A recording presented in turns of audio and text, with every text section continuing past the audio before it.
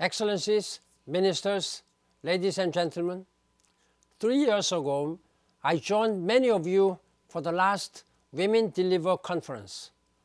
We kicked off a global partnership that has made a difference for the health and well-being of women and girls around the world. Last month, the world marked 1,000 days until the deadline for the Millennium Development Goals. Now is the time to do even more to deliver for women and girls and accelerate the progress toward meeting all our development goals.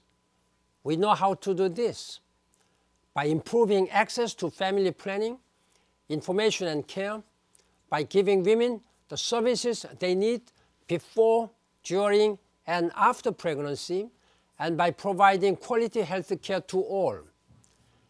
As we enter the home stretch to 2015 and chart the path ahead, let us ensure that the sexual and reproductive health and rights of women and girls are front and center.